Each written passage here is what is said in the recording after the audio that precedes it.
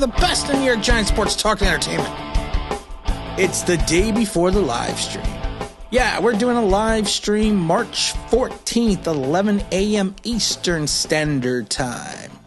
Gonna have some surprise guests. Our surprise guest, we're gonna announce the winner of the comment giveaway, replica Super Bowl ring giveaway from the last live stream. We're gonna announce that winner. But you know what? I want to talk about the start of the new league year, which of course starts at 4 p.m. on March 17th Eastern Standard Time. So basically what that means is it's the trading period and free agency period opens at 4 o'clock. Teams can sign new free agents and prior trades become official. Teams at this point in time have to exercise all the 2021 options on players. And teams must submit qualifying offers, of course, to restricted free agents and guys that are exclusive right free agents. And the best thing is all teams need to be under the salary cap by 4 p.m. I was talking to some people, and what they're saying to me is, and these are people that I trust and respect that are still, two people still work in the NFL. And they basically said, expect a fast and furious, and again, it's not Vin Diesel, but expect a fast and furious start to free agency. That the big guys will come off the board fast and quickly. That the money's gonna go quick, is what somebody told me. So take that for what it's worth. I believe them, but with free agency starting the countdown, I still have no clue what the Giants are doing. I have worked the phones a little bit. I've sent some emails out, and honestly, at this point in time, I can't tell you. I have no clue.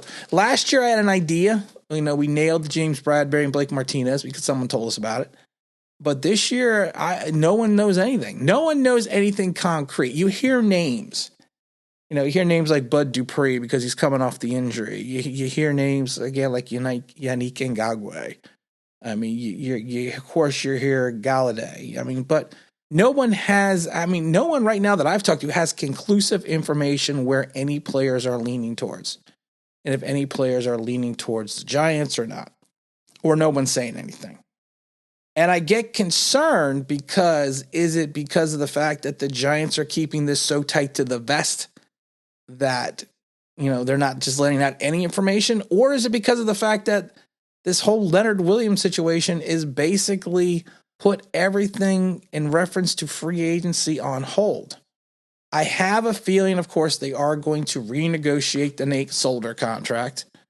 I don't agree. I 100% do not agree with that if they do, because of the fact that Nate was bad for 2 seasons, missed a third, and then you're going to turn around and give him money, or because you're going to have to extend his contract and give him some more guaranteed money. So, I mean, I think that's going to be a mistake, because then you don't do that with Kevin Zeitler, who's been your most consistent offensive lineman for 2 years, but you're going to do that with Nate Solder. Now, I'm hoping that it's not because Nate Solder is a Joe Judge guy. I'm hoping that's not the reason. But it doesn't logistically make sense. Right now, with the franchise tag on Leonard Williams, I'm not seeing the Giants going out and making any huge splash right now, because you can't. I mean, you're going to have to restructure Nate. They may save maybe $2 to $6 million restructuring his deal. They could try to restructure the deal of Bradberry, who's owed 13.9, and Blake, who's only earned $8 million, and Shepard, who's only owned $6 million. But that's not something the Giants are probably going to want to do. So, I mean, if you restructure all of them, it may clear out maybe $10 million. But you're pushing the cap hit further into the future. And I keep telling you this, we need to protect the cap because of the fact that you have players coming up who may eat into a lot of that cap over the next couple seasons. And then, yes, with the new television contract come out, the cap is probably going to accelerate exponentially. But still, you can't count on that. You have to be prudent to the point that You don't want to keep just adding on years and money to players so you can make a splash now. I mean, I personally would not do that. I mean, it does not make sense to do that right now. The problem with the Giants, in my personal opinion, salary cap wise, because it just doesn't make sense. But they are so top heavy salary cap wise this year with like 5 guys. And that's going to be Leonard Williams, James Bradbury, Nate Solder, Blake Martinez, and Saquon Barkley. You got 5 guys right now that, if you think about it, eat up over 35% of the cap. Right now, Leonard Williams is 10% of the cap space. James Bradbury is another 10. That's 20. Nate Solder's 9, so that's 29. 29. That's 20, yeah, that's 39% of the cap space. And Blake Martinez is 5, and Saquon Barkley is 5. So you have 5 players eating up 39% of your cap space. That's a problem. That I would refer to as lack of cap management. The Bradbury contract right now, like I said, is I mean, he's got a dead cap. You're not going to cut him, but he's got a dead cap number of 19 million and a cap hit of 17. You're not going to cut him. But I also don't think you can restructure him. Nate Solder out of the top 5 is the only guy I think you can restructure. And that's an issue. To me, the Logan Ryan contract was not a mistake. He's only 3% of the cap at $7 million. And to me, he's not a cornerback. He's more of a quasi linebacker / safety. But the problem is we have a plethora of those players at this point in time. And what do we have again? Would you say I have a plethora? We got a plethora. Well, not piñatas, but we got a plethora of players that are the same. Logan Ryan, Peppers, and Xavier McKinney are all quasi in the box linebacker safeties. So signing Logan Ryan, was probably not the best. Probably not the best situation that we could have had. But like I said, you're way too cap heavy on 5 guys. And 3 of those 5 are on defense.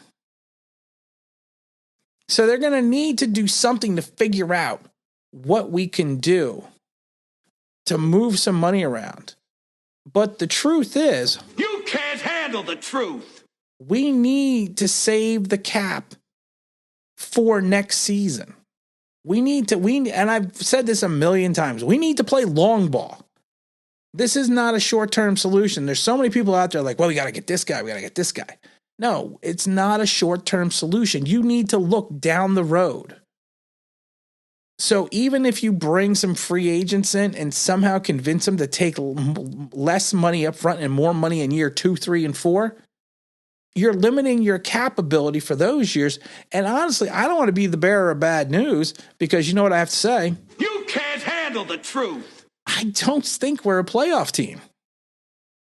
So you're going to have to hope that these guys you bring in are going to be on the roster when we go and make the playoff push.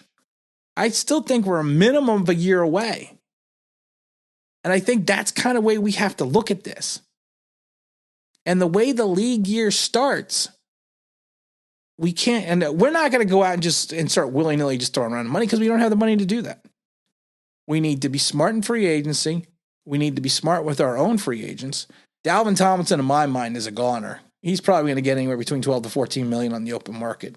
And there's no way you can wrap up, even if you wrapped up Leonard Williams, let's say at 16, and you brought Dalvin back in at 12, you can't have $28 million on 2 defensive linemen. That's insanity.